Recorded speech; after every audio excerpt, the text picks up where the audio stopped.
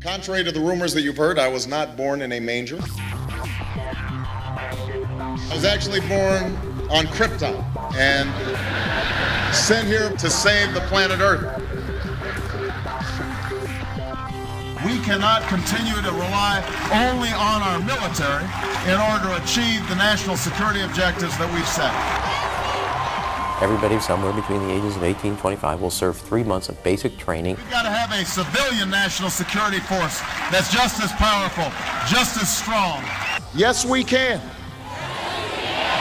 Obama's healthcare plan will include coverage of all essential medical services. Yes, we can. Obama is a cruel hoax.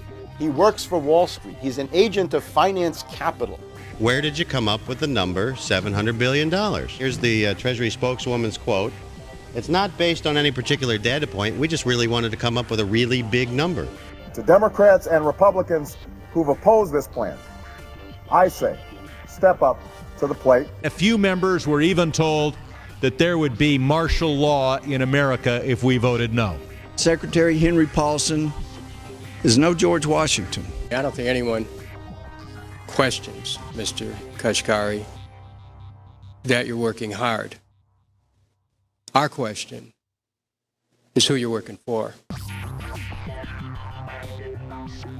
Obama pledged that he would resume the Security and Prosperity Partnership talks between Mexico and Canada that President Bush initiated. The old boss is starting to look a lot like the new boss. Robert Gates is going to remain on the job as defense secretary for at least a year. Plenty of sources knew about this meeting, told us and others that it was at Hillary Clinton's house, but clearly it wasn't. We've got to give them a stake in creating the kind of world order that I think all of us would like to see. We see you causing a depression so you can blow out the economy and consolidate it and bankrupt it. We know that you are enemies of free humanity, and we are here standing against your tyranny.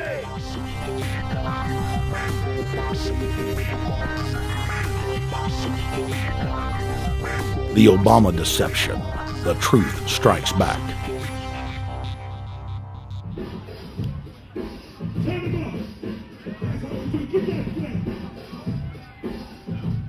Barack is like the manager of Burger King.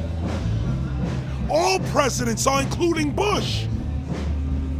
It's like this: when your fries are cold, if your burger is not done right, you go back to Burger King, America, or your government, and you say, my burger's cold, I want new fries. First, you go to the cashier, that's the courts. You argue to the courts. The courts, if you can't get no justice with the cashier, you say, let me see the manager. I want to go to the Supreme Court. I want to see the president. The manager comes out. Hi, what can I do for you? Now the manager can override the decisions of the cashier, but you never get to see the franchise owner of Burger King. If you really have a problem with your burger, you need to go see the franchise owner. We need to go to the top or to the bottom. We need to go to where the real architecture of government is. And it's not in a president, it's in a global scheme. Politics in America today is identical to pro wrestling. And what I mean by that is, in front of the cameras and the public, we all hate each other. I'm going to kick my opponent's butt. I'm going to whale him from here to high water and beat the crap out of him. Yet behind the scenes, we all are friends going out to dinner. Went to dinner together. And it's all a work. All intermarried. Show business. It's showbiz. And that's what you have today in politics. The Democrats and Republicans aren't really opposed to each other. Left and right mean nothing. The only thing that counts is, are you working for Wall Street or you're trying to defend the people against the financiers? It's pretty obvious that there's some gigantic financial institutions that have been pulling the strings of politicians in this country for a long time. And just the fact that we have it set up where they can donate millions of dollars to these guys' funds, these guys' campaigns. I mean, how do we not expect it all to go bad? America in 2009 was desperate for change. The past 8 years had been a disaster. Those weapons of mass destruction got to be somewhere. Maybe under here.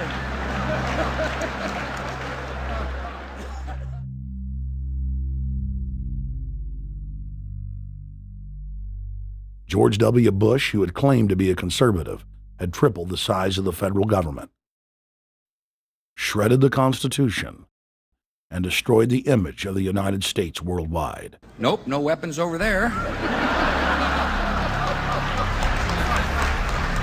Endless wars, over 1 million dead Iraqis, and more than 5,000 dead U.S. troops. The Patriot Act, warrantless domestic wiretapping and spying, the end of Posse Comitatus, the rise of the treasonous North American Union, a deepening recession sliding towards total economic collapse. These factors and other abuses had the American people in a state of panic for their future and the very existence of the United States. The elite were in trouble. The people were beginning to see through their facade, past their front man, and to the ruling elite behind the throne. For the first time in U.S. history, both parties were universally hated. Congress had a 9% approval rating. The globalist agenda had stalled. And then, onto the scene came a man who promised change. Change we could all believe in. Barack H. Obama promised to end the war and bring our troops home fast. He pledged to uphold the Constitution and to stop the federal government from spying on the American people. Candidate Obama told American workers that he was going to get them out of NAFTA and GATT, and he's already breaking those promises. In this film, we will prove that Obama says one thing and does another, and that he works for the very same elite interests that Bush served, the very interest engineering the financial collapse and formation of a dictatorial world government. This film is not about left or right. It is nonpartisan. Our past documentary films are among some of the most damning indictments of George W. Bush and his administration that have ever been made. If humanity has any hope of effecting real change for the better, it will not come from the Madison Avenue false reality makers who have cast Barack Obama as the savior of the world. To alter our course from tyranny to liberty, to defeat the corrupt elite, we must get past the puppets and confront the real power structure of the planet. Now we can see a new world coming into view. A world in which there is the very real prospect of a new world order. Webster Griffin Tarpley is an accomplished geopolitical analyst and historian. Among his scholarly works are the unauthorized biographies of George Herbert Walker Bush and Barack Hussein Obama. Since Bush the Elder made his speech at the United Nations back in September of 1990 talking about the New World Order, I think I've become confused about what's actually going on in the world. The New World Order is a more palatable name for the Anglo-American world empire. It's the planetary domination of London, New York, Washington over the rest of the world. It's hard to get people to join that or think they have a part in it if you call it the Anglo-American world empire. If you call it the New World Order, then people in India or someplace like that or the European Union might think, well, there's something in that for us too. But that's not what it is. It's the Anglo-American New World Order. It's really the old world order. It's the British Empire morphing into the American Empire. The U.S.-British world empire is what you're going to get. Combines of powerful men have always battled with each other over the levers of power. Gerald Celente is recognized as one of the world's foremost trends forecasters and is the founder of the Trends Research Institute. People that are knowledgeable know that the fight that this country has been waging since its inception is for the central bankers not to take over the country. And that's why people like Andrew Jackson were elected. And that's why people revere people like Thomas Jefferson and others. The takeover's happened, and it's a corporate takeover. Agents of the Bank of England attempted to assassinate President Andrew Jackson on multiple occasions because of his resistance against a private central bank being set up in the United States. And it was something that Abraham Lincoln warned. And this is, by the way, why I believe he was assassinated. This is the Lincoln quote. "The money powers prey upon the nation in times of peace and conspire against it in times of adversity. It is more despotic than monarchy, more insolent than autocracy, more selfish than bureaucracy. I see in the near future a crisis approaching that unnerves me and causes me to tremble for the safety of my country. Corporations have been enthroned. An era of corruption will follow, and the money power of the country will endeavor to prolong its reign by working upon the prejudices of the people until the wealth is aggregated in a few hands and the republic is destroyed. Wall Street has killed Main Street." So I know how unpopular it is to be seen as helping banks right now, especially when everyone is suffering in part from their bad decisions. I promise you, I get it. Up until about the Kennedy assassination and the beginning of the war in Vietnam, the United States is a very powerful engine for world progress. It's the assassinations, the Kennedy assassination, and the others in the 1960s, the beginning of the Vietnam War, and the beginning of the absolute domination of the Wall Street Group over every other interest. Nobody else counts except the Wall Street money masters. That has now made the United States into no longer a force for progress, but something very different, often a force for destruction in the world. The military-industrial complex has taken over the country along with the Wall Street gang. If you look also at the people that Obama has put on his appointments list, it's all Wall Street. It's government of Wall Street, by Wall Street, and for Wall Street. There's nobody from heavy industry. There's nobody from the auto sector, nobody from Silicon Valley, nobody from big oil, nobody from defense, no labor, no women, no retirees, no small business, nothing. It's pure Wall Street. The only people who have a voice in Obama's councils are Wall Street finance oligarchs. That's all there is. Nobody else counts for anything under Obama. It's the most extreme Wall Street administration we've ever had. Before his death, President Woodrow Wilson apologized to the public, regretting that he had been deceived by a group of international bankers and the country's financial system had fallen into their iron grip via the Federal Reserve Act of 1913.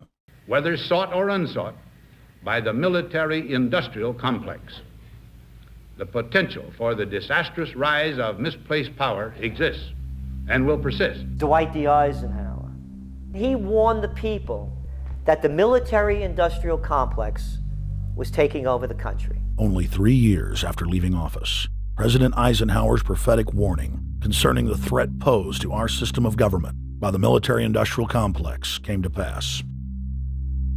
President John F. Kennedy had enraged the entire elite network. Now, Kennedy was brought in as somebody who was expected to be a puppet. It was thought that his pro-Nazi father, Joseph P. Kennedy, the bootlegger, the speculator, would guarantee that Kennedy would be obedient to the establishment.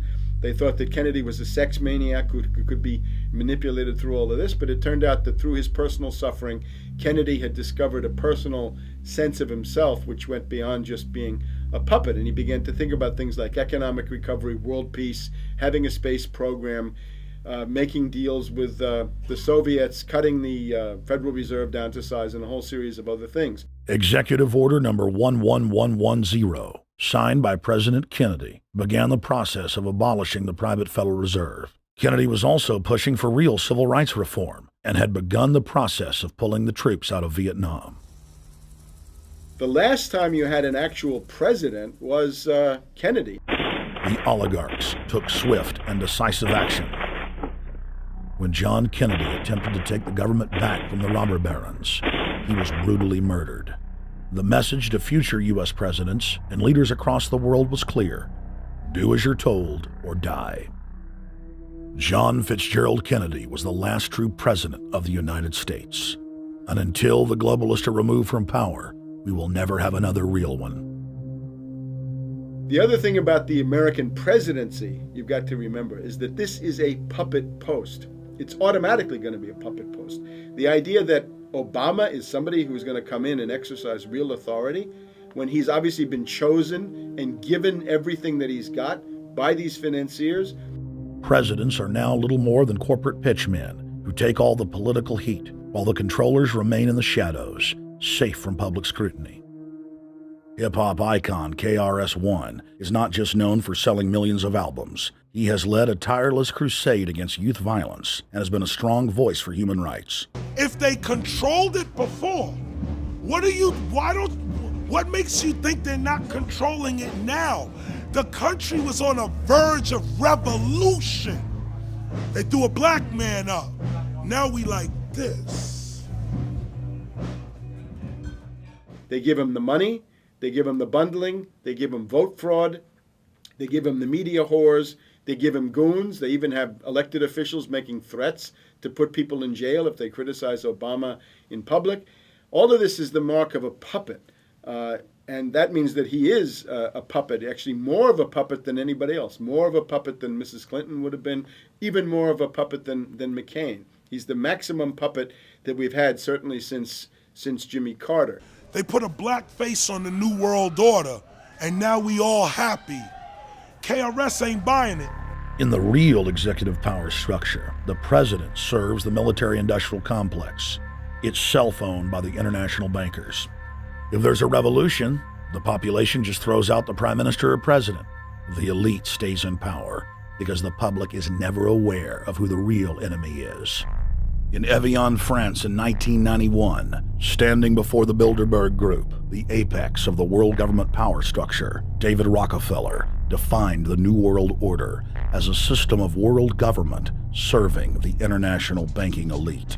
For decades, the banker-owned media would attack anyone who dared to warn the public that a dictatorial world government was being constructed right under their nose, and that national sovereignty was being deliberately destroyed.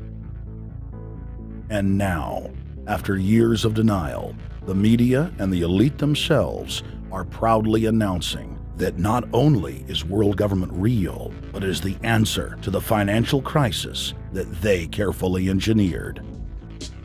Suddenly, the Wall Street Journal tells us that the North American Union is here, and that getting rid of the dollar for a common currency with Canada and Mexico is good. The Financial Times of London, published by a member of the Bilderberg Group, crowed that a dictatorial world government had been kept in the shadows for our own good, and that it was now time for it to emerge from behind the curtains of national security. White House Chief of Staff Rahm Emanuel stated on record that they can't let this crisis go to waste. You never want a serious crisis to go to waste. And what I mean by that, it's an opportunity to do things that you think you could not do before. And Henry Kissinger, who gave Barack Obama his first job out of college, told national television that the economic collapse was a great opportunity to bring in the New World Order. He went on to say that Barack Obama was the perfect person to sell it to the world. But he can give a new impetus to American foreign policy, partly because the reception of him is so extraordinary around the world. I think his task will be to develop an overall strategy for America in this period when really a new world order can be created. It's a great opportunity. It isn't such a crisis. In June of 2006, our team traveled to Ottawa, Canada, to gather intelligence on the shadow government's agenda for the coming years. I think that's the Queen. Investigative journalist and best-selling author Daniel Estulin had been tracking the Bilderberg Group for more than 16 years. His moles inside Bilderberg informed him that the elite were planning to first run the price of gas up to $150 a barrel, unimaginable in 2006. He also reported that after suckering the middle class back into the stock market, the group was going to implode the subprime mortgage market and destroy public confidence. Well, one of the things that we're getting from this morning and this afternoon's conference, this morning conference was about the energy crisis, the price of oil. The afternoon conference, which started about 4 o'clock, 4:30, they were talking about one of the American delegates, I wasn't told who exactly it was talking about the the concern that the American citizens have had with the housing prices going down, so they're not investing that money. So what they needed to do is they needed to create the illusion that everything is going well. So what they're going to do over the next year and a half is to bring the market back up to 1998, 1999 levels. They're going to get all the suckers to invest whatever little money they have left over, and that's when they're going to make the economy bottom drop out. They need to destroy the economy because as we're running out of oil, when people don't travel, at least that's what they're saying, when people don't travel, when people don't have money, they don't travel, they don't spend any money, which means you don't waste a lot of oil and natural gas. That's the afternoon's So how does this conversation. source, I mean, just ballpark, I mean, so you have the sources of... Well, actually, there are two people who are members of the Bilderberg Club. It's actual members that are... They're members of the Bilderberg Club who for years and years and years have been going and participating in all the conversations. They've always been dead on, always. And last year they said the oil prices are going to go up to 150. At the time it was 39, it went up to 76, basically doubled. If it doubles again, it's going to be back to where these people They say. attack Iran and will it, Year after year, Estelin and other reporters like Jim Tucker are able to report on future events with stunning accuracy, all because they know the agenda of the Bilderberg Group. The Bilderberg Group sits at the top of the world power structure. 125 of the richest and most influential individuals on the globe make up its membership. From Istanbul, Turkey to Chantilly, Virginia, we have tracked the elusive Bilderberg Group. Bilderberg always insist on a media blackout. By June of 2008, we had already figured out that Barack Obama was the elite's puppet of choice. The national media claimed that during the weekend the Bilderberg Group was scheduled to meet, that Obama had speaking engagements set for Chicago and the Midwest. We knew better. In a classic bait and switch, the Obama campaign told the press corps to get on Obama's campaign plane and that Obama would join them on the flight to Chicago. Campaign staff then slammed the door shut. The fawning press had been shanghaied as Obama's campaign aircraft lifted off without Obama. Robert, why were we not told about this meeting and that the senator wouldn't be on our flight until the doors were shut and we were about to taxi to take off? Again, we had a desire, Senator Obama had a desire to do some meetings. Others had a desire to meet with him tonight in a private way, and that's what we're doing. We set up these meetings. They're being done tonight. Again, Is there more than one meeting? Is there more than one person with whom? I'm not going to get into all the details of the meetings. I don't know that I've got a ton more different answers for all of your questions. Obama wasn't going to Chicago. He had a meeting to attend, a secret meeting. Initially, it was believed that the secret meeting took place at Clinton's Washington, D.C. home. Obama's spokesman denied that, but won't confirm where the former rivals met. He also declined to comment on their topics of discussion. For a day and a half, the mainstream media engaged in a wild goose chase, trying to find out where Hillary and Obama had gone. 3 cover stories later, the corporate press had to admit they had no idea where the 2 candidates had gone. And to this day, Clinton and Obama aren't talking. Plenty of sources knew about this meeting, told us and others that it was at Hillary Clinton's house, but clearly it wasn't. In 2008, the trail led us to the Westfields Marriott Hotel, right outside Washington, D.C. We just flew into Washington, D.C. We're driving to the Westfields Marriott. Tomorrow, the hotel's closed throughout the week into the weekend for the Bilderberg Group meeting. We're going to check in the night before. They're going to kick us out tomorrow. So we're going directly into the belly of the beast. The hotel will be filled with at least 5 spy agencies: CIA, Defense Intelligence, Mossad, European Union Security. We checked into the Westfields Marriott 48 hours before hotel guests were scheduled to be thrown out ahead of the annual meeting. The building was nestled in the heart of the military-industrial complex, with the National Reconnaissance Office and Raytheon just a stone's throw away.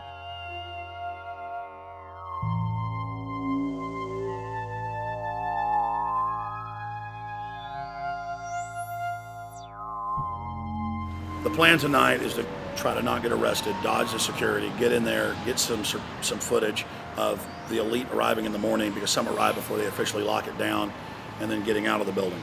That's our plan. I'm also going to be getting a call by a international syndicated radio show, Coast to Coast AM with George Noory, and all week he's getting briefings from me every night about things as they develop.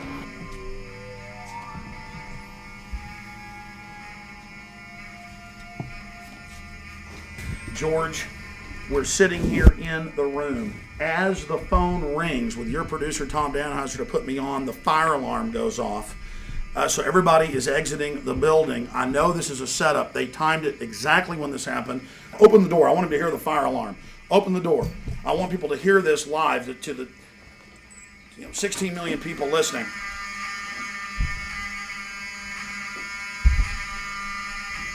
George, do you hear that? Now, they're going to use this as an excuse. The Westfields Marriott, right outside D.C. in Chantilly, they want to use this to flush us out of here. They're very upset. Everybody that covers Bilderberg, I was detained 2 years ago, interrogated, screamed at. They said Bilderberg was upset about me, wanted to stop us. This is guaranteed. Everywhere we go, we're followed. We have another hotel across town as a base of operations. They were there questioning us, getting in our faces. We're being followed everywhere. I need everybody's support right now. I pray to God they don't try to set me up. They may have tried to concoct this as some way to say, look, they didn't leave during a fire drill, assessing me, knowing I would stay and do the interview. But again, the moment the phone rang with Tom Danheiser, the moment the phone rang, the guys answered it, I'm standing there, the alarm goes off. It's going off right now. The guests are exiting the hotel out there. Of course, there's no fire. This is just absolutely insane. I noticed, too, that there was over 100 security people here today, but tonight we got back and it was a total ghost town, and this is what's insane. We have a security guy walk up to us 30 minutes ago, about 25 minutes ago, before this happened, and said, "What are you guys doing?" We said, "We're just walking around checking out the artwork in the hotel," which we actually were admiring, but we were also going around getting some footage. And they said, "Well, no cameras allowed." We said, "Fine." And then he said, "Yeah, we had somebody do a fire alarm a few weeks ago, and me and Rob, my camera guy, were on. Why is he telling us about a fire alarm?"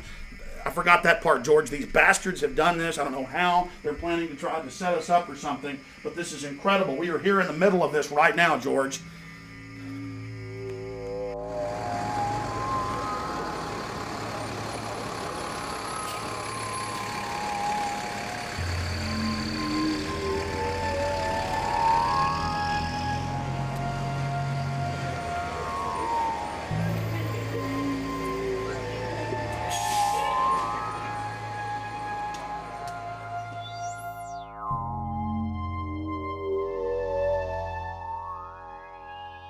There you go. Stay there. Keep it locked.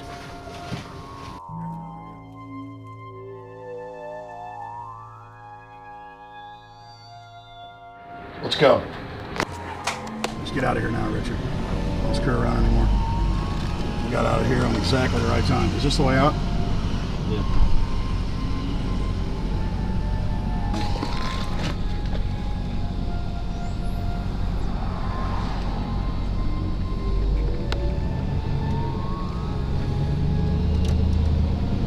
We got a car right behind us.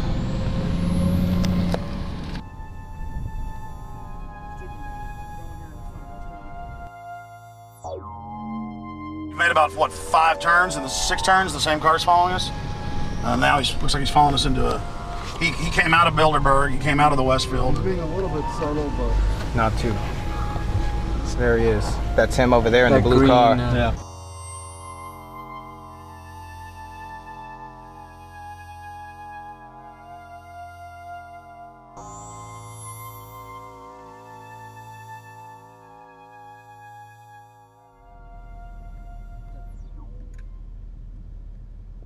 We're headed back to the Marriott here in Chantilly, Virginia, the scene of Bilderberg 2008. We successfully infiltrated the last day and a half inside, got out with some great stuff. We've been tailed, and now we're going back to cover the dignitaries, the elitists, as they arrive. And right now is the prime time for them to start arriving for the next 3-4 hours. We took about a 30-minute break. I'm sure we missed a few, but it doesn't matter. Because we've got scores of people that just organically are listeners, info warriors that are out here taking action. Taping us.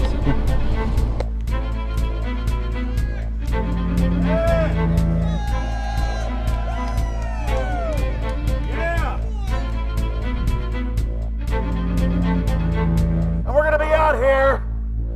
next 3 days, while you try to chart the future of our destiny, we're taking our destiny back. You're not our gods or our masters.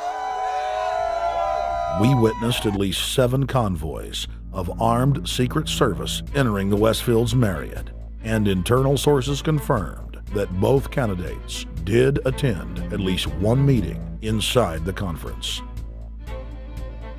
While the Bilderberg Group was 100% successful in 2008 at keeping their name out of the mainstream media, they did not fare as well when it came to the exploding independent press. During the entire 2-day event, anti-New World Order protesters and alternative media encircled the hotel.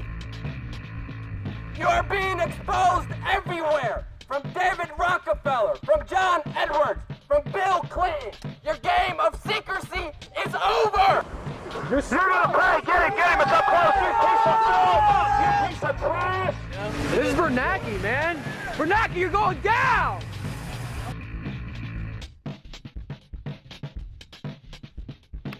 Obama, we know you're here, Obama. You cleared your schedule for the next 3 days. We know you're in Virginia. Arch criminals! New World Order scum! We are not your slave scum! Brave Americans came from all over the United States and bullhorned the main conference hall at close range as the global power brokers schemed inside. You are criminals!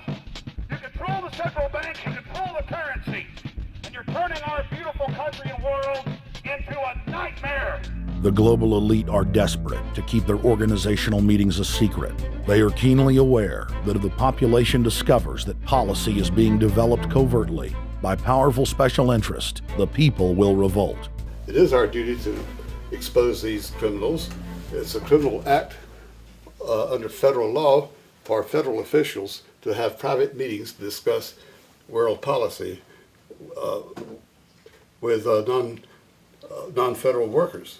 So everybody from the State Department, Treasury Department, White House, Defense Department, and others who show up, as they always do, they're committing a criminal act simply by being here to attend a secret meeting with officials from other countries to discuss U.S. policy in the world.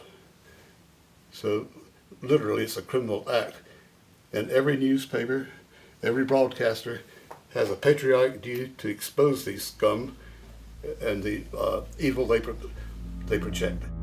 The election primaries served as a great diversion while the true future course of the nation was being set behind closed doors. You've got, obviously, the Bilderberger Group, founded by the former Nazi Prince Bernhard of Holland. You've got the Trilateral Commission, founded by David Rockefeller's Zbigniew Brzezinski. They're the ones who ran the Carter administration. Everybody in the Carter administration, from Carter and Mondale and Volcker and Brzezinski, were all members of the Trilateral Commission. Founding member of rap sensation Public Enemy, Professor Griff, gave us his view of the Obama phenomenon. Barack Obama's been given a pass by the Blue Bloods. He's been given the okay by certain secret societies for them to let him in. I truly believe imperialism and fascism needs a facelift. And that facelift is going to have to be black. And the reason why I believe that, simply because I think they're trying to go into Africa. Well, they're already in Africa. But they want to totally control all the natural minerals that they're going to need to carry themselves into the 21st, 22nd, and 23rd centuries. You follow me? So I think they have to go through a phase of galvanizing the masses of dark-skinned people that truly believe that change needs to come, but the change that they're talking about is not necessarily change for the better as far as the masses of the people. It's probably a better change for them. It's not going to change for us, the little man on the totem pole. And no one looks at the agenda. Long as he positions himself right, have the right tie on, have the right smile, repeats the slogans over and over and drives it home, the average American is just going to swallow it hook, line, and sinker. And we don't even know what the agenda is.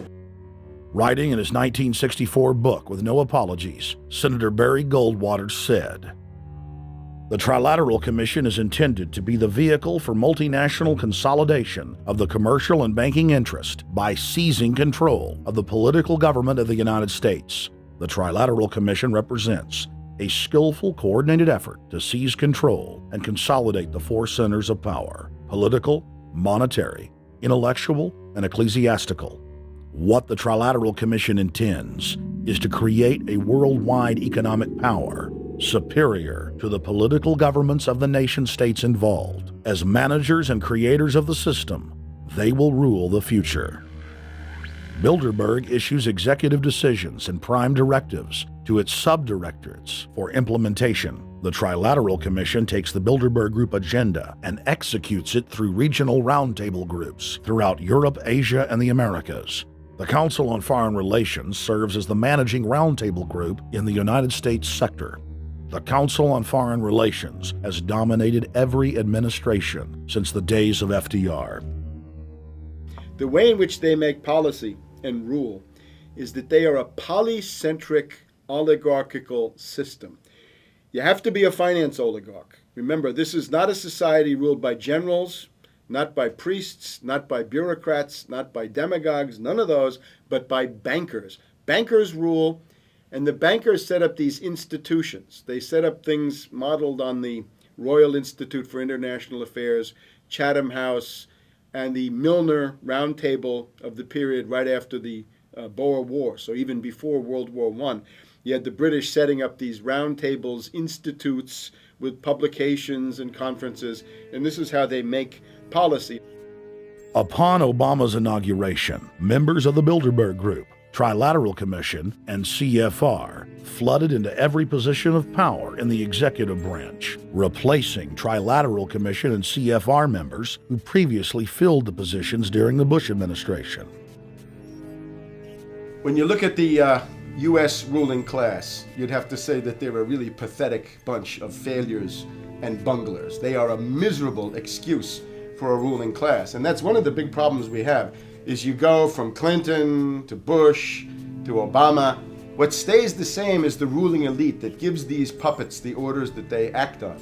And these orders are wrong-headed, let's say, to say the least. They're basically bankrupt. They're going to lead to the collapse of this civilization. What they're doing is using the existence of the United States as a formerly powerful nation state to act out their Wall Street fantasies of world domination and maintaining their capital structures and maintaining their system of looting.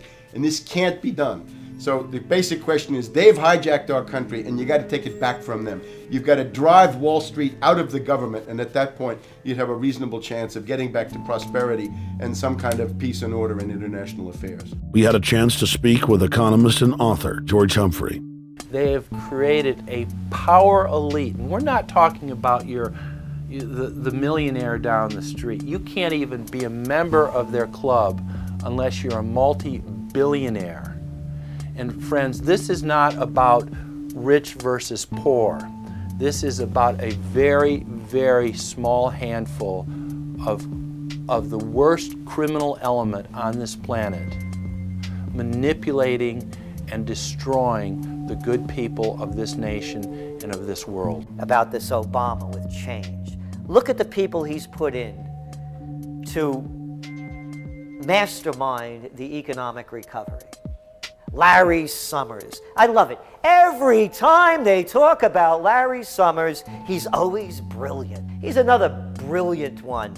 He's the one that helped dismantle the Glass-Steagall Act, the banking act that was put in place in the 1930s, so the banks couldn't become the banksters that they become. In the 1990s, you had the beginning of the derivatives bubble, thanks to people like Alan Greenspan, Rubin, Summers, a lot of the people who are now back in the Obama administration. And the derivatives, I think, are the centerpiece of this entire problem today. These are the same people, Geithner from the Treasury Department. Could you imagine that? Now we have the U.S. Treasury Secretary, who also is a Robert Rubin protege of the Larry Summers Group, that dismantled Glass-Steagall and broke apart the regulations that would have prohibited the banks and brokerages from becoming these criminals. He was the former president of the New York Federal Reserve, And now he's our Treasury Secretary? And as we all know, the Federal Reserve is as federal as Federal Express. It's a private bank. And now we've put this guy in charge of it? I mean, Wall Street has hijacked Washington in broad daylight. Every single one of his appointments support the status quo. Every one of his appointments are there to screw the American people. Every single one of his appointments are people who are working to bring down the Republic and the Constitution of this country. Secretary of the Treasury, Timothy Geithner, Bilderberg Group and Trilateral Commission member. Secretary of State, Hillary Clinton, is a Bilderberg and CFR member. She is also married to Trilateral Commission member William Jefferson Clinton. Ambassador to the United Nations, Susan Rice, Trilateral Commission. National Security Advisor General James L. Jones, Bilderberg, Trilateral Commission, and CFR. Deputy National Security Advisor Thomas Donilon, Trilateral Commission, CFR. Special State Department Envoy Henry Kissinger, Bilderberg Group, Trilateral Commission, and CFR. Chairman, Economic Recovery Committee, Paul Volcker, Bilderberg Group, Trilateral Commission, Council on Foreign Relations. The Director of National Intelligence, Admiral Dennis C. Blair, Bilderberg Group, Trilateral Commission, CFR. Secretary of Defense Robert Gates, Bilderberg Group, Trilateral Commission, CFR. Deputy Secretary of State James Steinberg, Bilderberg Group, Trilateral Commission, CFR. State Department Special Envoy Richard Haass, Bilderberg Group, Trilateral Commission, and President of the CFR. Obama Presidential Advisor Alan Greenspan, Bilderberg Group, Trilateral Commission, CFR. State Department Special Envoy Richard C. Holbrooke, Bilderberg, Trilateral, CFR. And the list goes on and on. Even if Barack Obama were the most wonderful person in the world, he was groomed and brought to power by the global elite to carry out their agenda. Humanity must look past Obama and realize that presidents come and go, but the shadow government and their program of global enslavement continues. How could people be so stupid and gullible to believe a bunch of political people? So people who voted for Obama were trying to express, I think, first of all, something worthwhile. The hatred for Bush, Cheney, the neocons, the desire to punish the Republicans for their adventures, their police state, and their economic depression. The second question was on the economy. People felt that Bush was selling them down the river into a world depression. He is, of course, the new Herbert Hoover in that regard, so they were trying to get something different from that. The tragedy, of course, is, and this is really why Obama was groomed and prepared over a period of almost 30 years now, that Obama is there to frustrate and to deceive all of those hopes. Obama is a cruel hoax. He's a bogus sham. He's an absolute denial of everything that you'd expect from an American president. It is very disturbing to see well-meaning people falling for high-tech propaganda over and over again. It happened after 9/11. The American people en masse were swept into a mob psychology, irrationally throwing their common sense to the wind and doing whatever the administration told them to. The general public eventually caught on to the fact that George W. Bush was a deceitful thug and that the economy was in freefall. In the midst of it all, Barack Obama was there, speaking out against the abuse of the people at the hands of the establishment. With the election of Barack Obama, the world rejoiced that the United States was no longer in the hands of madmen. But unfortunately for humanity, this was another vicious fraud. I want to like the guy. He speaks gently, he's intelligent, he seems to be a man of peace. He is just as charismatic as they come. But you know what? Is that a tree is really, really measured by the quality of its fruit. And when you kind of put away all the flowery words, when you put away all the rhetoric, when you put away all the rock and roll music, What he does is what's important for the people of this country, starting with the truth. Obama is notoriously a liar. He promised that he would get out of Iraq, I think within 16 months at some point. We had Samantha Power telling the Scotsman that he wouldn't be bound by those promises, and sure enough, he's now not going to be bound by those promises. Obama pledged in hundreds of speeches and interviews that within 6 months of being elected, he was going to bring our troops home from Iraq. But after he was inaugurated, the story changed. Now he said that they would look at bringing some of the troops home in 16 months. 2 weeks later, his story had changed again. Now the administration would look at bringing the troops home in 23 months. Well, Obama's already fudging. He's fudged since day one in this election, where he first said we're getting out. Well, now it's a timetable, and now it's da-da-da, because they're getting to him. They're understanding that, and he ain't going to be able to get him out because people more powerful than him got us in. When he first ran, remember, he was going to take the troops out. I get in there, troops come home. Day one. There is no military solution in Iraq, and there never was. I will begin to remove our troops from Iraq immediately. And then that went to 16 months.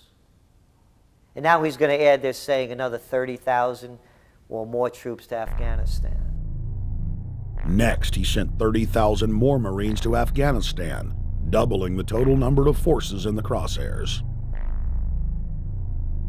Barack then announced that he was going to move missile systems into Eastern Europe to encircle Russia.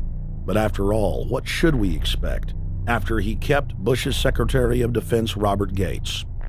The outcome of this policy is if you're constantly meddling near the Russian borders with these fascist creeps, IMF, NATO agents like Yushchenko of Ukraine, or Saakashvili of Georgia, or these Kaczynski twins in Poland, or various collections of people in Latvia, Lithuania, Estonia, you're tied to these gangsters, and if they decide to start a war, that rapidly escalates into thermonuclear World War III. This is worse than the neocons. Bush and Cheney never got as far as Brzezinski, Soros, and the other people running Obama.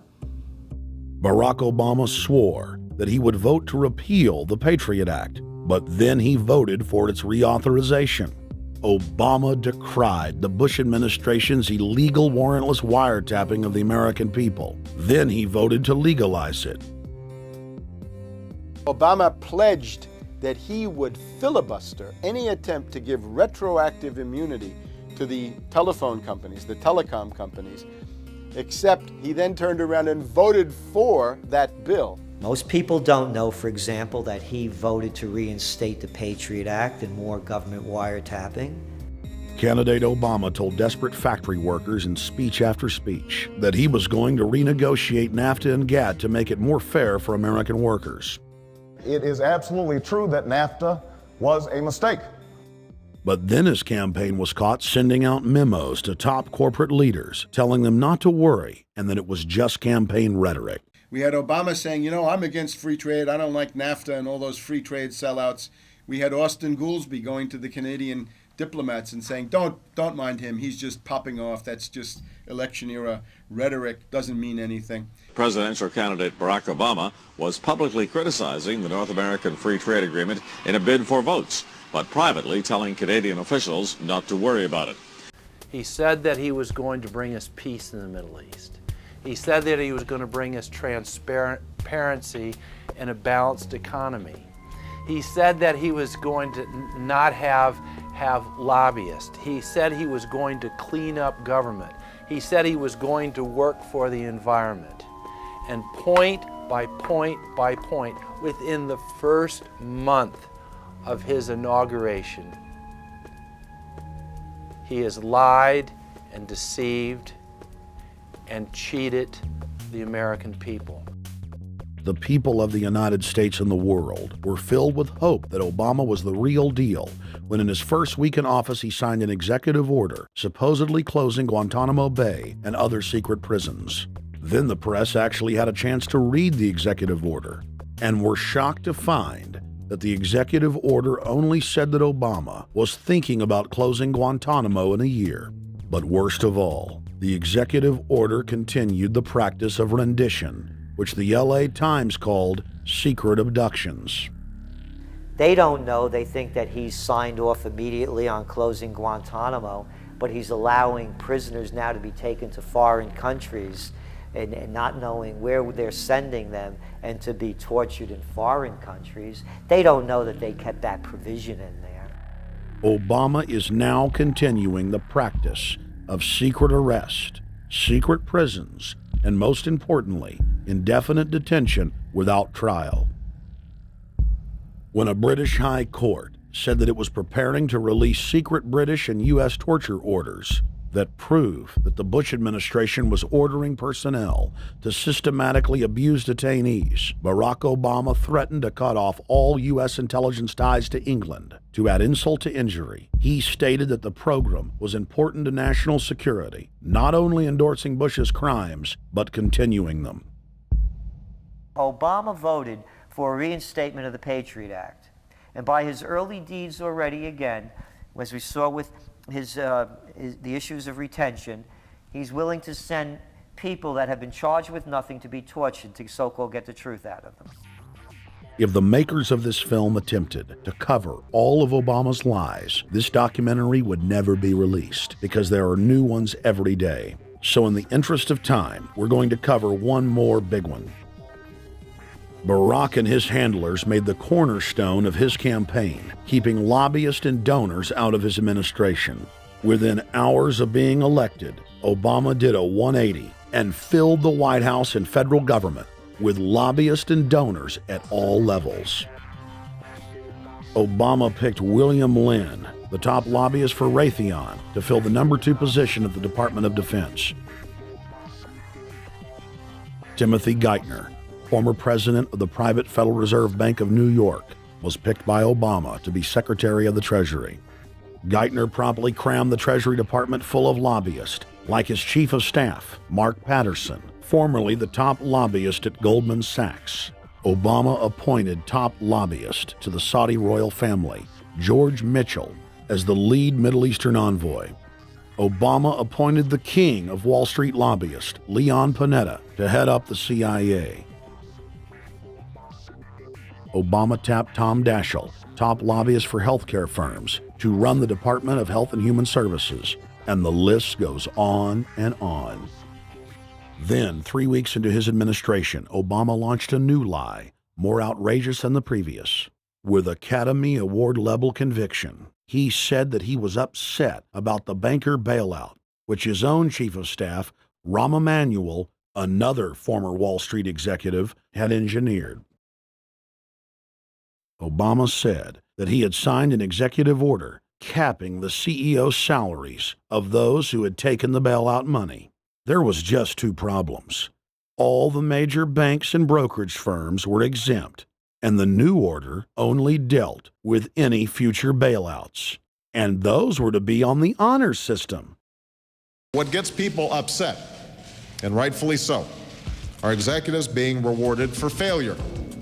AIG, Bank of America, and Citigroup, which have received billions in bailout money, don't fall under this plan. Only banks negotiating future agreements with the government will be restricted. But this appears to be built on an honor system, and White House Press Secretary Robert Gibbs had a hard time explaining how enforcement would work. Well, let me get, I will get clarification from Treasury on that. Generally speaking, this is already the biggest liar and the biggest disappointment that we've seen in recent history. And again, qualitatively beyond the rather low standards set by Bush the Elder and Clinton in terms of delivering on promises. Bottom line, Obama is a fantastic actor and an even better liar. His track record is clear.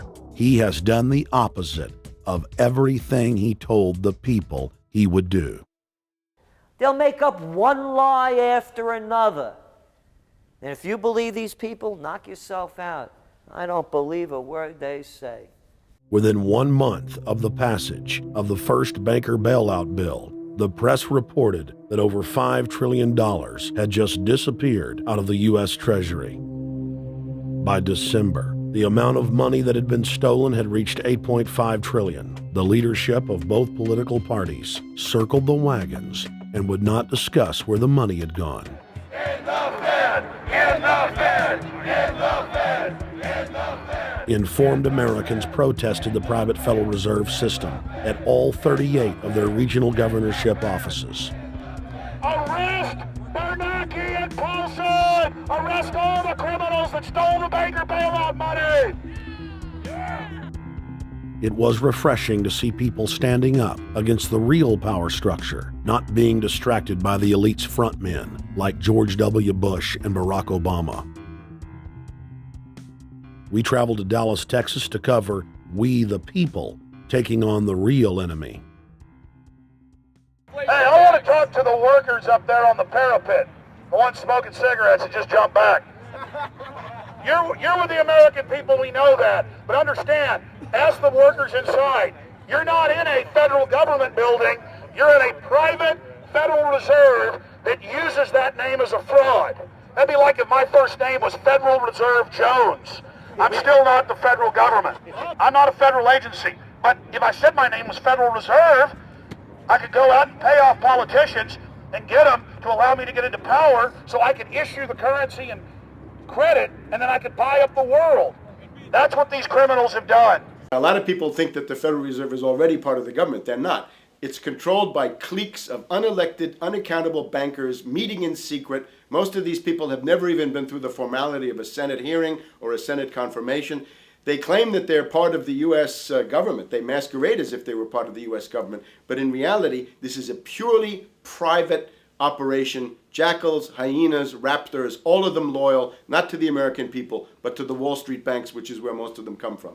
Everyone is pointing to Barack right now, President Obama, as saying, you got to get the economy together. You got to get the economy together. When in fact, the president has very little to do with the economy. It's the Federal Reserve chairman that at least sets the policy. That's a privately owned company, the Federal Reserve Bank. They set the agenda. These guys are masquerading as a federal institution. They are a private banking consortium, and this is their front, their holding company. The Federal Reserve is not federal. It's a front for a private banking cartel. That's on record in congressional testimony, and they're the ones orchestrating the economic collapse we're seeing right now, so that's why we're here. While at the In the Fed rally outside the Federal Reserve Bank in Dallas, Texas, we spoke with Ron Paul's brother, Wayne Paul. 1913, the Federal Reserve Act was passed, floor of the House, where 3 members of Congress were on the floor. At that time, they only needed a majority of votes to pass it. So in 1913, the Federal Reserve Act was passed. 20 years later, 1933, under Roosevelt, the United States was declared bankrupt. And in 1933, the Federal Reserve Private Bank says, okay, USA, what are you going to pledge as collateral on the debt you owe me? What happened by 1936? Does anybody know? We instituted Social Security system, and you and I and our children and our children's children were pledged as collateral on the debt of our government to the Federal Reserve. And that's where we're at today. It took 20 years to make this country bankrupt, and since then, our government has operated under emergency powers of our government. It is not the president that makes the decision in this country. It's the Secretary of Treasury who turns around and is put in there by the Federal Reserve to manage the bankruptcy.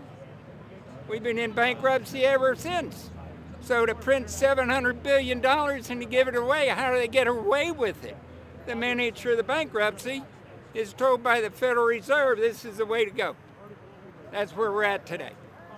Yes, we should point out, Congressman Ron Paul now has a huge amount of sponsors for a bill in the House of Representatives to abolish the private Federal Reserve crime syndicate. In 1913, the money power of the country was taken away from the people.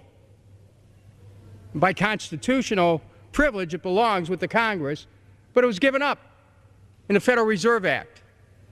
The Federal Reserve is no more federal than Federal Express, but yet it has the power to determine the direction of use of money in our economy.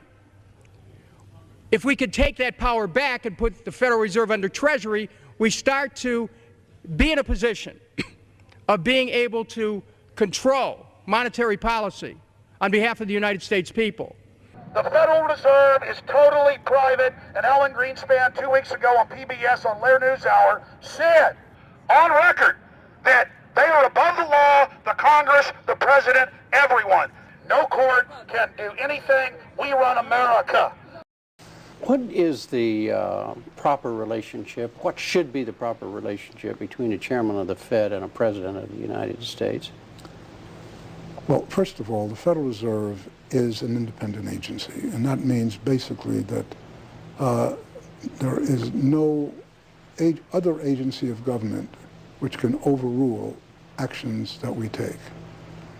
So long as that is in place and there is no evidence that the administration or the Congress or anybody else is requesting that we do things other than what we think is the appropriate thing, then what the relationships are don't frankly matter. Notice what Greenspan is saying. Greenspan is saying the Federal Reserve is beyond the law. And in reality, they are in practice beyond the law. Nobody, as far as I know, has ever audited the Federal Reserve. One of the first things we ought to do when we nationalize the Fed is go in there and find out the audit. Who stole money? Who engaged in corruption? There's a whole series of people going back to Volcker, to Greenspan, to Bernanke, and so forth. Think of the arrogance of private group of banks that have bankrupted the nation by design so they can repo the country. A private group of banks that loaned us our own money back are telling us they're above the law. You are not above the law, criminals. No one is above the law. No one is above the law, and the private Federal Reserve sure as hell isn't either. Since the founding of the Federal Reserve back under Woodrow Wilson, the Federal Reserve has struck out 3 times. They didn't stop the crash of 1929. They didn't stop the banking panic of 1932, 1933. And now they are the cause of the derivatives crisis because they're the ones who inflicted derivatives on the world with Alan Greenspan. Instead of our economy being about goods and services and real products and manufacturing, it's all about these guys, the private Federal Reserve that masquerades as a government entity who controls the issuance of currency and credit. They're the ones that have cut off the liquidity in the market. They told us have a debt-based economy. Then they cut it off once they get us under their thumb and implode the economy so they can consolidate it. And that's what they're doing right now. I mean, it's in their own documents, it's in their own statements. They claim, give us unlimited power, give us trillions of dollars of the Baker bailout bill that's already $5 trillion, not $850 billion as they say. And we'll get the economy going, but they're hoarding the money and buying up other banks that aren't part of the Federal Reserve, buying up insurance companies, buying up roads, infrastructures, media empires, defense contractors. What the banks do is they implode an economy by cutting off credit, and then once things really fall to a low, and they know the low because then they buy everything up and start then putting more money back into the economy, and then they build it back up. So they build us up and then shear us, build us up and shear us. And they're getting ready. All over the world, they're always shearing some country, imploding it. Comes out in their own IMF and World Bank documents. That's just the foreign arm of the same cartel. And these are the people who claim to be the saviors of the economy, the people who have created every important crisis in the past 100 years, the Federal Reserve. So it's illegal, it's unconstitutional, and it's a failure. And I think the failure is what everybody can see right now. Yeah, what they do is they make you think Clinton's evil in running things. Then, oh, Bush will save us. And then, oh, Bush was evil. Now we'll be saved by Barack Obama, but he's just a puppet. But as we get deeper into this phase, when they implode the economy, they have all the money and all the control. But they also like to pose as the savior. So Obama is meant to be the savior during the Depression, and he'll save us with a 1 million person, he said, is bigger than our military, domestic spy force, a 3 million person environmental spy force. So giving people these jobs to be government bureaucrats and spies to go out and manage the other 290-something million Americans. And so this is classical fascism. The communists also do it. Any vertically integrated command and control authoritarian system does this. So they're openly following what the same group of banks did in Germany, Russia. It's in the Communist Manifesto to have a private central bank, because the private central bankers actually wrote the ideas that they had Marx and Engels put out. People go, well, why would the banks want communism? It doesn't exist. They rape us, they consolidate us, they put us into work brigades, they make us slaves, and they say it's a people's paradise. Look at it, boy, you're really doing good. And then they transfer all the wealth of the nation offshore. The globalists are outside all the nations. That gives them safety, and they play countries off against each other. And so that's what we're facing and dealing with. And so they're bringing in classical, hardcore tyranny in the U.S., but we have the internet. We've grown our numbers. The alternative media has exploded. That's why they're trying to move in to shut down and regulate and tax the web, but it's too late for them. They're playing in the 19th century, 20th century rules. It's the 21st century, the century of resistance to tyranny. And so it's going to be one hell of a fight with the people and free humanity on one side and the New World Order on the other. And every one of you out there counts, needs to be involved in this fight like nothing you've been involved with before, because this is life and death. Everything depends on exposing these people. Everything depends on showing the people that this is the New World Order, this is the criminals. We're dealing with the king rats here, the people that are carrying out tyranny worldwide. And either they fall or we fall. Either worldwide darkness and a new age of tyranny and oppression and with a scientific overlay, or a new age of liberty and freedom and a new renaissance. The choice is the people's out there. Okay, we can tell you what's going on. You can check it out for yourself and find out it's true. But don't wait. Investigate now. Get involved now. Go out there and reach out now. We don't have time. If you're looking for the solution, look in the mirror. Look right into the mirror, because you out there, men, women, old, young, black, white, doesn't matter. It's going to be up to you if they win or if liberty succeeds and the people have a chance of having any future. These are cold-blooded eugenicists. These are cold-blooded people who think they're God, think that they're our masters, that think that we're animals. These are the guys that funded Lenin and Stalin and Hitler and Mao. These are the guys, it's all on record, that bankroll this stuff. They are hardcore vicious, and they must be resisted. You're watching The Obama Deception. We're going to go right back to the film in just a minute. But I wanted to take some time out in the middle of the film to encourage all of you that are watching it online right now to go to Infowars.com and purchase a high-quality DVD of the film. Or you can go to PrisonPlanet.tv and download a high-quality DivX version to burn to disc or DVD to give to your friends, your family, your neighbor, and your community. I also want to challenge all the viewers out there to take time out to write notes as you watch this film and to check all the claims that we've made for yourself, because I'm confident in the information presented here. And I want you to not trust me, but to know for yourself, to know in fact that Obama is a betrayer and a liar, a Judas goat, a Trojan horse to bring in the one world government. So again, I want to thank you for watching The Obama Deception. You can go to Infowars.com and get a high-quality DVD, or watch it in super high quality and burn disc to give your friends, your family, your neighbors, and warn the public at PrisonPlanet.tv. Now let's cut right back to The Obama Deception.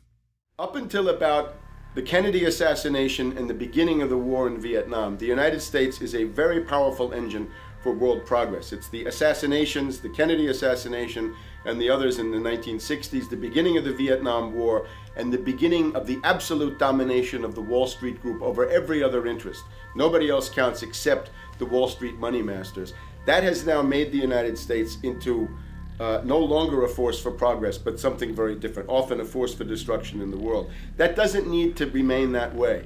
The interest of the American people is to fight to take your government back from Wall Street and make the United States a force for progress in the world, which we easily could do if we could just break the power of the people behind Obama. The main banks of Europe, which were started by Adam Weishaupt and Rothschild, the Banque Nationale de Paris, the Bank of England, the Bank of Italy, have all financed the messianic and war leaders of the last 200 years. Napoleon, Lenin, Stalin. They backed Adolf Hitler. They backed Franklin Delano Roosevelt. And they are backing right now Barack Obama. The banking cartel had established a beachhead in 1913 through the Federal Reserve Act. In 1947, they set up a parallel shadow government through the National Security Act. From 47 on, the national security state began the long process of absorbing federal and state bureaucracies, while at the same time undermining the constitutional power of Congress and dominating the executive branch. By controlling the issuance of currency and credit, the private Federal Reserve was able to buy up most of the Fortune 500. And if a company wouldn't sell, the bankers would unleash federal regulators to run them out of business. Private central banks in Europe, the United States, and England took taxpayer money and loaned it at over 30% interest to third world nations. The bankers would then bribe the leaders of those countries not to pay back the loans. Their third world puppets would sign agreements stating that when the country defaulted, the banks would be given all the natural resources and infrastructure of the once sovereign lands. But worst of all, the countries would pledge future taxes paid by the people in perpetuity as profit to the private banks.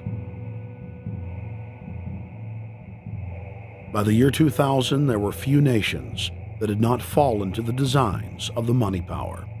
The globalists were now ready to start their final phase of world government takeover, the destruction of the Western nations' economies. To carry out their final takeover, they first removed banking regulations like the Glass-Steagall Act in the late 1990s.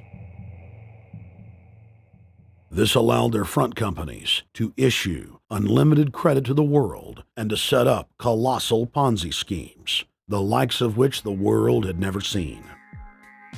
The scams were advertised by the controlled corporate media as completely legitimate. Because of the fantastic returns, private investors, corporations, state and local governments invested heavily.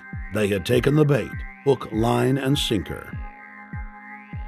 To destroy confidence, in late 2007, the bankers themselves began to badmouth the scams they had created. Next, the central bankers cut off the tsunami of fiat money that they had been using to pump up the bubble.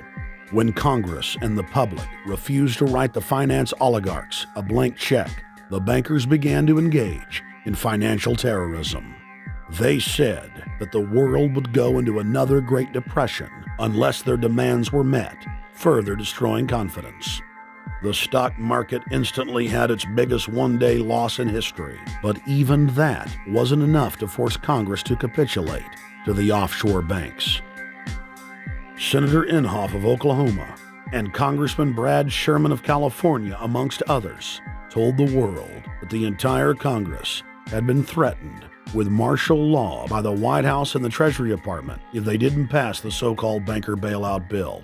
The only way they can pass this bill is by creating and sustaining a panic atmosphere. That atmosphere is not justified. Many of us were told in private conversations that if we voted against this bill on Monday, that the sky would fall, the market would drop 2,000 or 3,000 points the first day, another couple thousand the second day, and a few members were even told that there would be martial law in America if we voted no. That's what I call fear-mongering. Unjustified. The final version of the bill was kept secret from the Congress until minutes before the vote on October 3, 2008. The Federal Reserve had promised total transparency, that every dime would be accounted for. To Democrats and Republicans who've opposed this plan, I say, step up to the plate. Let's do what's right for the country at this time, because the time to act is now, to prevent the possibility of a crisis turning into a catastrophe. After its passage, the public learned with horror that the bill was really a financial coup d'etat by Wall Street. The bill didn't just give $700 billion to the banks. It was a blank check. And as of February 2009, $9.7 trillion has disappeared into a black hole. Within 24 hours of its passage, Secretary of Treasury Henry Paulson said they were no longer going to use the money to unfreeze the mortgage market by buying bad debt. We went to Congress. Illiquid assets look like the way to go. As the situation worsened, the facts change. I will never apologize for changing an approach or strategy when the facts change. Paulson has, in the meantime, admitted that the subprime mortgage crisis is not the cause, really, of the breakdown of the entire world banking system and the bankruptcy of most of the banks in London and in Wall Street. He said, oh, we're going to buy up toxic assets, but we're not going to worry about subprime mortgages. What he's talking about is derivatives. Derivatives are the center of the crisis. He went on to say that where the money was going was a secret. I believe that banking institutions are more dangerous to our liberties than standing armies. If the American people ever allow private banks to control the issuance of their currency, first by inflation, then by deflation, the banks and corporations that will grow up around the banks will deprive the people of all property until their children wake up homeless on the continent their fathers conquered. The issuing power should be taken from the banks and restored to the people, to whom it properly belongs. Thomas Jefferson, 3rd President of the United States. Secretary Paulson came in with the Vice President and Fed Chairman Bernanke and made all these assurances that there was absolutely a critical, immediate need to get rid of the corrosive derivative products, all the different names for this, ubiquitous, sub-S retraded credit default swap, blah, blah, blah, blah. Okay? But they talked about them as though they knew what the hell they were. You got the money and you immediately said, what items, what auction? Now, the Treasury just basically cut that out of the bill. And what we have here is a situation where banks are hoarding the money that they're getting from the TARP. They're using the money to purchase other banks. And all of a sudden, the Treasury sent a signal to the banks, forget about it. We're going to give you the money that you want, and you do what you want with it. Unless you direct it specifically, it's not going to happen. I don't think anyone questions, Mr. Kashkari, that you're working hard. Our question is who you're working for. Throughout its passage, President Bush and Senator Obama worked in tandem to get Congress to pass the bill without even having time to read it, despite the fact that in major polls, 98% of the American people were against the bill. The leadership in both parties were for it. And I really want to commend Barack Obama, because as we were involved in the this and that and different provisions of the bill to persuade people, he really gave them confidence that this was the right decision for the American people, even though it wasn't, in our view, a great bill for them to vote on. I want to take a particular moment to also thank the individual who's not here, and that is Barack Obama, who made numerous calls not only to all of us, but to members of our caucus, and helped us gather the votes on the Democratic side to pass this legislation. Bankheads then bragged to the press that they were hoarding the bailout money and using it to buy up smaller, healthy banks and insurance companies. Their plan was working like a charm. Next, the central bankers loaned the federal government back $787 billion of our own money at interest for President Obama's so-called stimulus package. And just like the banker bailout, Congress was given less than an hour to read the 1,070-page-plus stimulus bill. Barack Obama, who had pledged on the campaign trail to wait 5 days before a bill could be voted on so that the Congress and the people could have a chance to read it, said that the stimulus was too important and it had to be passed before anybody could see it or read it, or the crisis would turn into a catastrophe. Doing little or nothing at all will result in even greater deficits, even greater job loss, even greater loss of income, and even greater loss of confidence. Those are deficits that could turn a crisis into a catastrophe, and I refuse to let that happen. After its Friday passage, in gangster fashion, President Barack Obama took a 4-day vacation and said that there was no rush to sign it. The spending bill was really a takeover bill, designed to further federalize the states and to pay off rich donors that had donated to both parties. As the world slid deeper into depression, the bankers celebrated the fire sale that they had created. I believe the phrase burdens of the office is overstated. Yeah, it's kind of like Why me? Oh, the burdens, you know. Why did the financial collapse have to happen on my watch? It's just pathetic, isn't it? Self-pity. And I don't believe President-elect Obama will be full of self-pity. With their access to unlimited fiat capital, they could now buy up sectors of the world economy not already controlled by them. For over a century, the Anglo-American establishment had worked to bring the world system to this point. Artificially engineered global bankruptcy. In an address before the Trilateral Commission in June of 1991, David Rockefeller laid out the elite's ultimate goal. The supranational sovereignty of an intellectual elite and world bankers is surely preferable to the national autodetermination practiced in the last centuries. Now that the bankers were holding the world hostage, they issued their ultimatum. The only solution to restart the global economy would be to set up a planetary government ruled by a new Bank of the World, a Bank of the World owned and controlled by them. Suddenly, hundreds of prominent publications announced the solution, the people's only salvation. Time magazine, in an article titled The New World Order, said that the new super bank would control the world's currencies and set interest rates, and that the new bank would, quote, knock the heads of bad countries like the United States.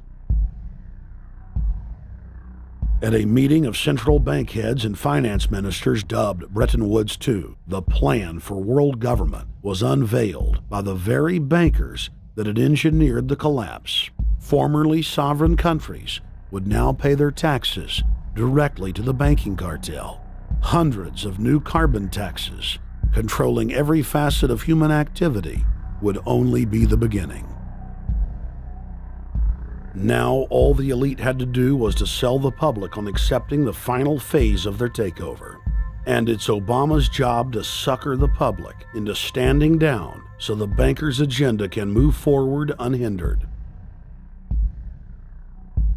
Never before in U.S. history has the media gotten behind a president like they are behind Obama. The press has pulled out all the stops, bestowing a crown of infallibility upon Obama as the savior of the people. The elite are betting everything they've got on Obama's charisma and hoping that he can sell the world on their program of tyranny. Yes, there have been differences between America and Europe. No doubt there will be differences in the future. But the burdens of global citizenship continue to bind us together. A change of leadership in Washington will not lift this burden. In this new century, Americans and Europeans alike will be required to do more, not less. Partnership and cooperation among nations is not a choice. It is the only way. We've got to give them a stake in creating the kind of world order that I think all of us would like to see. In truth, Obama is not simply continuing George W. Bush's policies. He is radically expanding them. I thank President Bush for his service to our nation. This film has documented the painful fact that Barack Obama's agenda is the complete opposite of what he has claimed it to be. Now we will reveal what Barack Obama and his controllers' true agenda is. Number 1. Bring the United States under the complete regulatory control of a private offshore superbank known as the Bank of the World. More than 100 new taxes are now being developed under the umbrella of curbing greenhouse gases. The new taxes will be paid directly to the private bank consortium. At the producer level, taxes will be paid on farm animals' flatulence. At the consumer level, there will be carbon taxes on all forms of meat, beef, poultry, pork, and fish. All cars will be fitted with satellite tracking boxes that will tax driving by the mile. And an added tax will be placed on all fossil fuels, including motor oil and natural gas. All plastic products will have a carbon tax added. Outdoor space heaters and fireplaces are to be taxed. All electricity produced by coal-powered plants will be taxed. Under the cap-and-trade system, citizens will be forced to pay taxes on thousands of products to private cap-and-trade services owned by Al Gore and other elitists. There will be taxes on light bulbs, water, trash pickup, air travel, train travel, bus, ship, medicine, steel production, mining, clothing, laundry, asphalt are just a few of the new taxes to be levied. But to truly transform our economy, to protect our security and save our planet from the ravages of climate change, we need to ultimately make clean, renewable energy the profitable kind of energy. So I ask this Congress to send me legislation that places a market-based cap on carbon pollution and drives the production of more renewable energy in America. That's what we need. The notion of anthropogenic global warming is a fraud. In other words, the idea that the planet is getting warmer and that human activity is somehow responsible is a pseudo-scientific fraud. It's a big lie. It's a monstrosity. Remember the Nazis, they had race science, race hygiene. They said Aryan blood is different from any other kind of blood. This was, of course, idiocy, a fantastic piece of nonsense. Today, we got something similar. Global warming caused by human activity, and the answer to that is carbon tax plus cap and trade, according to the wishes of Al Gore, Prince Charles, and basically the entire world banking community, the world oligarchy. What they're trying to do with that is to perpetuate the current system where bankers rule the world, financiers rule the world, and the rest of us get the crumbs from the table. But remember, if you try to put on cap and trade and a global warming carbon tax with the idea that you're going to save the polar bears, what you're going to do is destroy human society. You're going to cause genocide on a massive scale. The deaths will be measured in the hundreds of millions and indeed in the billions. Just the idea of global warming means that there'll be no development for Africa, no development for the poorer parts of Southeast Asia, and no world economic recovery of any kind ever in our entire lifetime. So it's important to expose and fight the pseudo-scientific fraud of global warming. One more point about this. You don't need a climatologist to know that this stuff is a fraud. I'm a historian. I can tell you, in the last 1,000 years, we had a period of very warm temperatures called the medieval warm period, where all kinds of grapes and semi-tropical stuff was growing very far into the northern hemisphere. That was about 1100, 1200. It happened to correspond with an all-time maximum of sunspots. Right now, we can say that we're going into another maximum period where there'll be some warming, but we're well within the limits of the medieval warm period.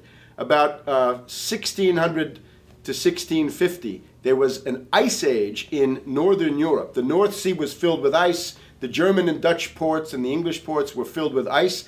That corresponds to an all-time minimum of sunspot activity, the Spörer minimum and the Maunder minimum. So this has largely got to do with solar activity. We can see that other planets, not just the Earth, are warming slightly as a result of increased solar activity. But we're well within the minimum. So what the oligarchs claim to be an open and shut scientific case is a piece of pseudo-scientific nonsense, and it should be rejected.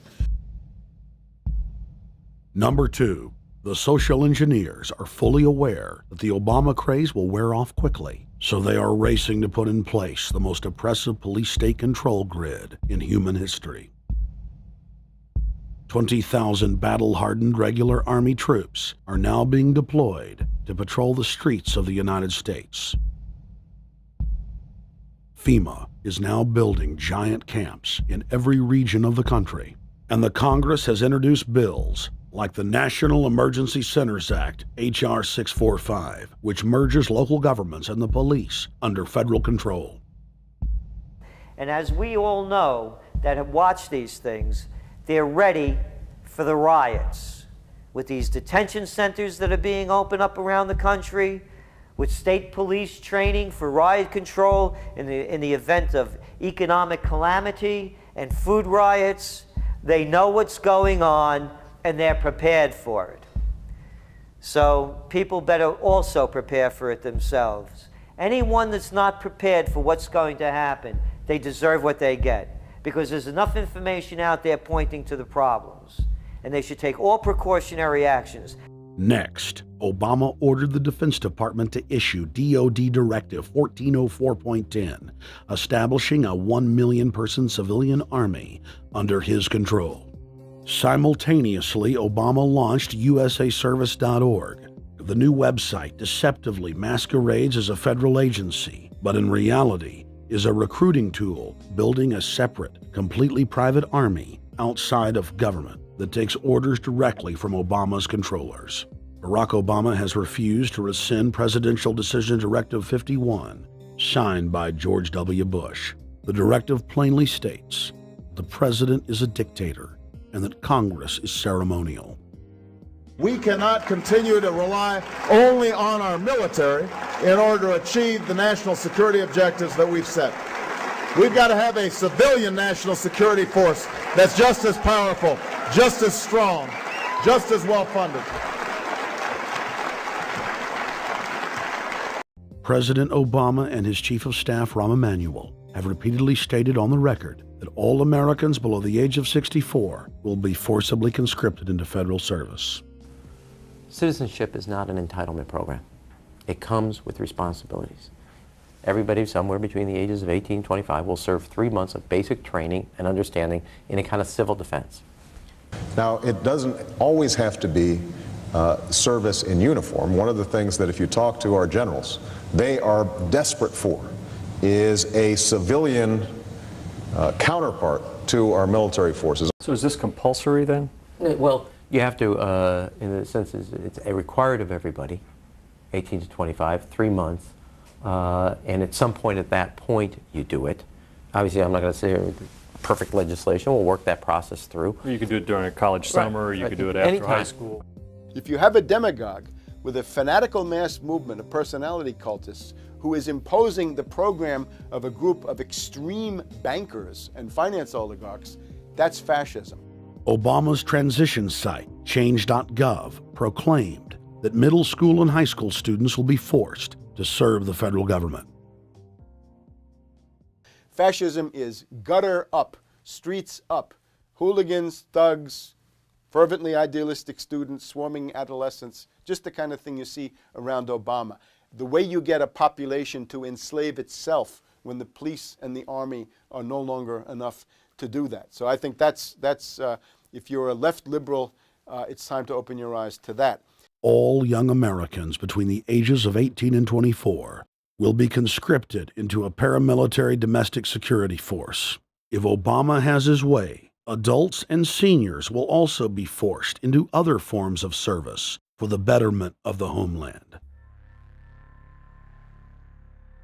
Number 3, disarming the American people. Obama operatives in the Congress have introduced more than 10 bills that would end the Second Amendment as we know it. H.R. 1022 would allow the new Attorney General Eric Holder the dictatorial power to ban any gun he wishes at will. In 2008, before the Supreme Court, in the D.C. gun ban case, District of Columbia versus Heller, Holder argued for the complete disarmament of the American people and that only the military should own firearms. H.R. 257 would ban all youth shooting sports, including YMCA and Youth Olympic shooting clubs. H.R. 45 would force all gun owners to undergo federal psychological screening, registration, and testing to keep their firearms. White House Chief of Staff Rahm Emanuel has proposed the extrajudicial banning of any American on the fraudulent no-fly list from owning any firearm. That is, if you are on the no-fly list because you are known as maybe a possible terrorist, you cannot buy a handgun in America. Over 25,000 Americans are added each month to the no-fly list, which numbers over 1 million people who have not been charged or convicted of any crime. It's a case of mistaken identity for a 5-year-old boy from Normandy Park. He had trouble boarding a plane because someone with his same name is wanted by the federal government. King 5's Mimi Jung is live at SeaTac Airport to explain. Mimi. Lori, it's hard to believe that a 5-year-old could be considered a threat, but that's exactly what happened here at SeaTac last week when Matthew Gardner showed up for a flight to LAX. Then they fly in charter. As 5-year-olds go, Matthew Gardner is about as harmless as you can get. But when he and his mom checked in for their flight at SeaTac last week, Matthew was considered the criminal. If you're on that no-fly list, your access to the right to bear arms is canceled because you're not part of the American family. You don't deserve that right. There is no right for you if you're on that terrorist list. And even though this Matthew Gardner is only in kindergarten, TSA workers still conducted a full-blown search. They searched all of our belongings. They took everything apart piece by piece. Nadia Counter says it wasn't easy being treated as a possible threat to national security. I picked up my child to give him a hug and tell him, you know, it's okay, we're doing fine. And they reported to me that I was not allowed to touch him. He was a security risk, and they had to research me to make sure that I had not obtained any materials from him. Number 4, massive restrictions on the First Amendment guarantee of free speech. The President, Congress, and the FCC have announced plans to not only curtail speech on talk radio and newspapers, but to also regulate speech on the internet through the Orwellian-named Fairness Doctrine. The Obama machine is also pressuring Congress to pass draconian hate speech laws that will eviscerate the First Amendment. Number 5, they plan to further federalize health care so that the government can dictate what kind of care citizens receive. Modeled after the British system, this includes rationing care and restricting what procedures the handicapped and elderly are eligible for. Number 6, Obama is already pushing to expand the Department of Defense budget and to station more U.S. troops overseas to encircle Russia, China, Iran, as well as setting up bases in Africa under the pretext of humanitarian aid, and dominate and occupy Africa through AFRICOM. So we're taking your phone call, seeing what you think of Barack H. Obama. Is he a Judas goat? Is he a front man? Is he a betrayer? Let's go to Anthony in Georgia. Anthony, what's your take on Barack Obama? They put the face of Barack Obama as part of their public relations because it's like in the old folk tales about vampires. A vampire cannot force his way into somebody's house. It's against some kind of metaphysical law. So the vampire has to persuade the resident of the household to open the door and invite him in. So they're going to look at the peephole at Barack Obama, which looks like them and appears to be on their side.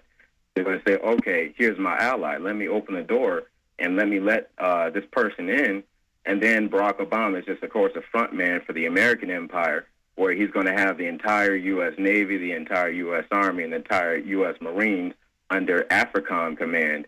And, of course, he's going to turn it into a new Iraq, and he's going to turn it into a new Afghanistan. Every operation that you see going on in Iraq and Afghanistan is going to propagate to the poor countries of Africa. And well, sir, I agree with you. Sir, I agree with you. They're looking to the people. They see a handsome, smiling African face. You know, he's all, hey, I'm from Kenya. And then it's a total bait and switch. But it's the same thing here in the United States where they would get sellout Native American chiefs to sell out their people. This is the oldest trick in the book. And he can also pacify the most downtrodden minority groups in the United States. And he's saying, hey, get ready for sacrifice. Get ready to lose your standard of living. They're like, yay, I love Obama. They could never get away with this with a John McCain. Obama basically does a couple of things. One is, again, this idea, kick the Chinese out of Africa. Kick them out of Sudan where they get oil. Kick them out of Zimbabwe where they get raw materials. Start a civil war in Congo, another big source of raw materials. Al-Qaeda, an arm of the U.S. intelligence community, is now active in Algeria, Tunisia, Morocco. You've got a destabilization going on in Kenya around Odinga. That's Obama's cousin. This is a guy who has two children. They're Obama's niece and, nephew in a broad sense. And one of them is named Raul, and the other one is named Winnie, after Winnie Mandela, who did the necklacing and political assassinations in South Africa. So this Odinga is essentially a CIA destabilizing operation in Kenya, and he's got a Odinga Islamic Alliance to crush the Christians in Kenya, but this also reaches into Ethiopia, it reaches into Uganda, Congo, Tanzania, and a whole bunch of other countries in that region. So all of Africa is a battlefield in flames between the U.S. and the Chinese, with Obama leading the charge to kick the Chinese out for geopolitical reasons. Number 7, radically expand federal control over family farms and ranches through the Animal ID and Premises ID system. Number 8, accelerate the merger of the United States with Canada and Mexico under the Security and Prosperity Partnership. He is also accelerating the transfer of remaining federal authority to unelected quasi-governmental bodies like the World Trade Organization. Number 9, Obama must convincingly play the part of the president and convince the people of the United States that the buck actually stops with him. This is critical to the globalist master plan because in 4 to 8 years, Obama must take the blame, as Bush did, for the New World Order's horrific agenda. At that point, the elite will put a new puppet in the ceremonial seat of power and build him up as the savior, only to tear them down again. And so the process is repeated over and over. For their program to work, it is essential that the people not learn that the presidency is now nothing more than theater, because if they did, the people would stop looking at the pawns and start looking for the king. Through this system of deceit, the elite's criminal agenda can continue forever because the people waste all of their political energy debating the media spectacle instead of investigating the globalist agenda. Number 10, it's Obama's job to sell the public on globalist policies that aren't in the people's best interest.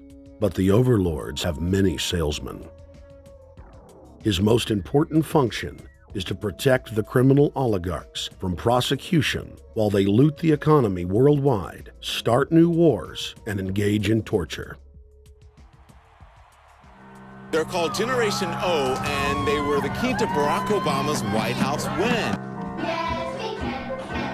During the campaign, Barack Obama used the internet like no other candidate before him, harnessing the energy of millions of his supporters. But the question now is, what to do with this young, eager, energetic army? This gives Barack Obama and his administration contact information for so many people, so next time he needs to push his legislation, he can contact all these people. Kennedy-esque.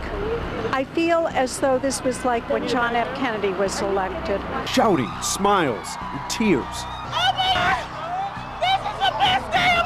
It was the scope of Obama's victory that was most impressive. I saw a photograph of Obama playing basketball. And I said, you know what? I see him as a leader, and that's the world that's in his hands. Own a piece of history, commemorating the day the world changed forever. His confident smile and kind eyes are an inspiration to us all. In summation, Barack Obama is a Madison Avenue created fad. All of the crazed Obama worship being pushed by the corporate media is scientifically designed to capture the public in a net of peer pressure mass euphoria. If the New World Order can just distract the public for a few more years, the elite can finish constructing their police state control grid. Now, a lot of times, we don't want to know the issue. Right. We don't want to know the issue. We feel, what do you call this thing where you get this false sense of gratification, but because a black man is in office, everything's going to be all right. No, everything's not going to be all right. Yeah. Until you look into the agenda and what the Democratic Party has been about, is about, and will be about, regardless if Barack Obama is the president or not. And that's real. Barack Obama is the perfect Trojan horse. He makes the people feel like they finally have a place at the table, even as he betrays them. I won't have to worry about paying my mortgage. Oh, it's such a blessing to see you, Mr. President. Thank you for taking time out of your day.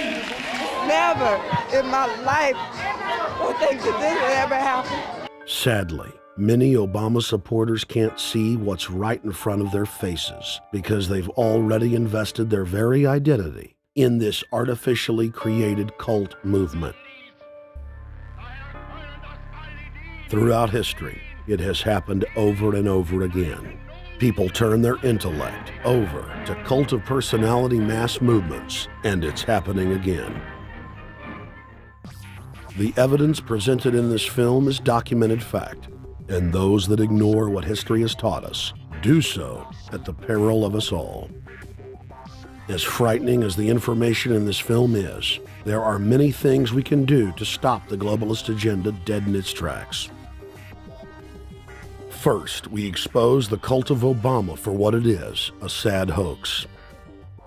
Next, realize that we are all being propagandized 24/7. Investigate all information for yourself, be it political parties, the media, or this film. Be aware of the tricks that the elite use, like the staging of false flag terror attacks and other crises. Rediscover the Constitution and Bill of Rights. Promote a culture of true liberty. There is a reason the internationalists are attempting to destroy the sovereignty of all 50 states. They know it is one of the biggest threats to their domination. The federal government has been completely hijacked by foreign interest, and more than 25 states have recognized this fact and are moving to block the New World Order at the state level by declaring their 10th Amendment powers. But most important of all, there is a huge awakening taking place in the United States and across the world against the globalist agenda. Free people everywhere are joining together and saying no to corruption and tyranny and no to world government. This is the center of endurance, and endurance is what wins wars. Not how many people you kill, but how long can you endure? George Washington lost almost every battle he had, but he endured. He out-endured the British, and that's how the battle was won, endurance. And each and every one of you watching this, every single one of you, is just as important as the people who were our founding fathers, as that you are just as important as the Sons of Liberty who met in the 1770s to philosophize about freedom, to philosophize about a republic, to philosophize about a truly free country with a republic. There's 1 billion people on the planet. It only takes one to change it. Are you the one? There may be everybody in your classroom bugging out. Your whole school may be on fire with kids wild and bringing guns. But are you the one? Nature has a way of abundance. Nature puts out a lot of stuff looking for the one. So if you're going to go along with the trend of let's just kill each other, let's disrespect each other, then you're part of nature's plan as well, to be part of just the excess. But if you think more of yourself than just being the excess, you'll do more for yourself. Are you the one? Everybody's not gonna make it, but you have an opportunity to save yourself. Well, we don't have to look back thousands or even hundreds of years to see how dangerous this present day situation is. We can look back to Bolshevik Russia. We can see the takeover by the Bolsheviks talking about the people's revolution, talking about the positive change. And Lenin came in and then Stalin. The fact is that over 40 million Russians between 1925 and 1940, good Russians, people who were Christians, people who had their own businesses, people who were educated, they were exterminated because they had their own business, because they were educated, because they believed in God's law. We can look over at Germany. Germany was in a very, very terrible economic situation, and this very charismatic leader called Adolf Hitler comes in. He makes the roads good, and he promises a better life for the people. And within 10 years, you see a completely nationalized, centralized, dictatorial situation where millions and millions of people were exterminated. And then we can go to Maoist China. Mao came in, he promised change, he promised a better life, and within 5 years, 60 million Chinese were exterminated. They don't teach that. They don't teach that in the schools these days, and it wasn't that long ago. And I pray to God that this will not happen in the United States. And the way it won't happen is if you and your friends and all of us together take action to say no. This country is too precious. It's too wonderful. It's too good of a place to lay down as a victim. Greatness could arise once we break the shackles of the government that's holding us back. One thing America has more than any other country is an entrepreneurial spirit. One thing we have more than any other country is the ability to be innovators. You know, if I was born in Italy, I wouldn't be the trend forecaster I am today because I would have been locked into a culture of thinking one way. We have that freedom of expression and freedom of thought that could free us to create greatness again if Big Brother doesn't come down on us harder. Humankind is at a historic crossroads. The forces of globalism are marching towards absolute despotism. Look in the mirror, count the cost, and decide, are you going to let history repeat itself? Or will you stand tall with freedom lovers everywhere and stop the completion of a world dictatorship?